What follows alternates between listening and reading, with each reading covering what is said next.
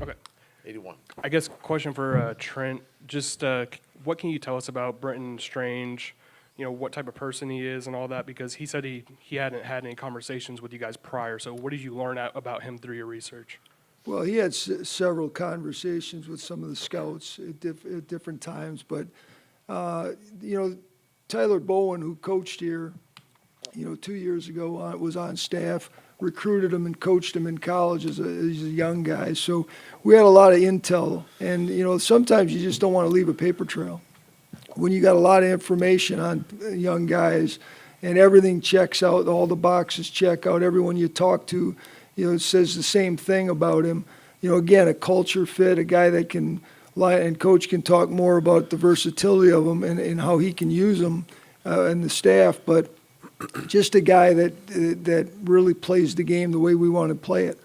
Yeah, Doug, if you could just expand on what he brings to the table. Well, this guy is he's kind of a ready-made tight end for us. He's a guy that can come in and obviously got to pick up the offense and learn, and it's already a good room with Luke, and obviously with Evan and Garrett Prince has an opportunity too, and so just adding the competition and depth that you've heard me say many times, but his versatility, he can be an inline blocker for us as the wide position, so he's got that versatility that way. And just getting him in here and getting him going in a couple of weeks, with the team, and then really kind of figuring out, the upside with him too is extremely high, and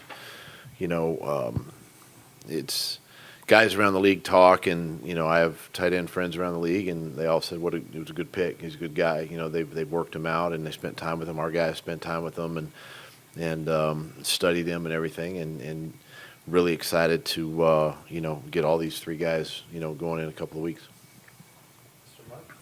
Did the cornerback, edge rusher market or whatever board just not fall right for you guys today? Were you not happy with the options there, or just felt like Bigsby and Strange were better options at that point? Well, the board fell the way it fell. When you're picking where we're picking, there's a lot of good players that are going to go off the board. And you try to make some trades at times to do some things, and it takes two to tango.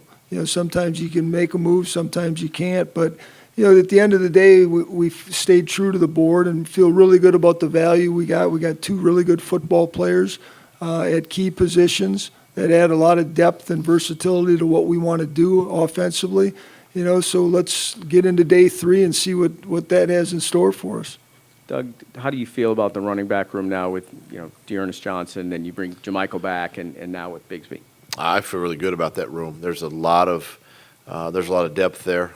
There's some great competition that's going to show up when we get into training camp, obviously with pads on, and really see how these guys do. We understand. Even with Snoop, it's a big opportunity for him this year to take a step forward and grow and see where he's at, as a pro, and so it's one of our stronger rooms, obviously, on the team, and I'm excited about that, and the type of person that Tank is. Again, he's another one that we met at the combine, and just love the way he. Way he runs. He's a smart guy. He understands fronts, defense, and knows what he's looking at. He's a smart runner. So we just got to get him in here and get him started. Trent, you've taken a running back in every draft that you've been a general manager. What is it that stood out to you about Tank Bigsby as well? Every draft? Every draft. Really? Yeah. I like running backs. We see that. Well, not really. We got the list. I don't remember the list. Yeah. Well, I think, again, you stick with the board. We felt at that point in time, what he brings to the table, his physicality, his insight, the way he runs between the tackles, it was something that we needed to add to the rotation. It's going to be, like Coach said, it's great competition. You got a room with guys that now got to go earn it, and that never hurts. Iron sharpens iron. And Doug, you've been able to add some different offensive talent or depth to the offense. Was that a emphasis? Was that something that you hoped that you'd be able to get out of the draft class, add some more tools around Trevor? Well, you have a plan heading into the draft, and obviously you have needs, right? You look at your roster and say these are certain needs that you may try to address, whether you do that through free agency or the draft. And again, I mean, you're not just saying, hey, we're going to focus on one side of the football. A lot of times you want to make decisions that are best for the football team. It doesn't matter if it's offense, defense, or special teams. And so it's just kind of the way the board felt to us, the last 2 days. We've got several picks left to address many other areas. And really, I think just be able to add depth and good football players that are still there to bring that competition that we look for, that I look for, and that's what makes us better. For Trent, with all the draft capital that you had coming into today, was there a consideration at any point to moving up, or did just the board not fall the way you wanted to, and so you just kept the draft capital that you had? You got 10 more picks for tomorrow. Yeah, we got a lot of picks. Again, it takes two, and we talked about a few scenarios, and Coach and I are sitting in there and we're looking at the board, we're looking at opportunities and stuff, and you try, and sometimes it works, sometimes it doesn't. Sometimes you don't make a move and you kick yourself that maybe you should have. That's all part of the game, But again, we came out of this day with two really good football players. We feel good about the day. Now it's about attacking tomorrow. Did you try both second and third round? And that's why we're late coming in here. We tried to get back into the third round again. So, it just didn't work. As an aside, your three AFC South rivals have all taken quarterbacks at 2, 4, and 33. What do you think that says about the progress that you guys have made with your number one quarterback from 2 years ago? Well, I think it's, as we all know, it's a quarterback league. And if you don't have one, you got to get one. We didn't spend much time, obviously, talking about the position and stuff. And, those guys are good football players. How they develop in this league, that remains to be seen. But they're quality football players. All three of them are talented guys that smart guys that understand the position and what it takes to be leaders. So, let's see how they develop. Doug, could you address that as well? That you now have a quarterback who has 2 years more experience than the other long-term answers your opposition has selected today. And you guys have heard me say this before, that it's going to be about us, the Jaguars, and we don't worry about the other three teams in the division, and we just got to stay focused on our guys. And Trevor's in a good place right now. We got to continue to grow him and keep him coming in the right direction. And he took a big step forward this past year, and the opportunity is right for him and our football team, at this time, and that's what we're focused on. We're focused on getting better for 23.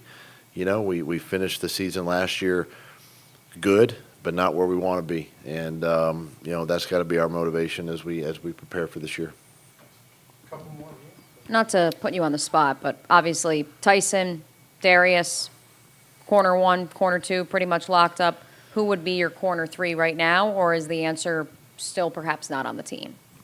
Trey's on the team, and Trey's back. And, we talk about, we won a lot of football games last year with those three on the field, and we feel good about them. We feel good about the younger guys developing as well. And today, we still got another day with a lot of picks, a lot of capital to attack that position. So, we'll get through tomorrow and see where we're at.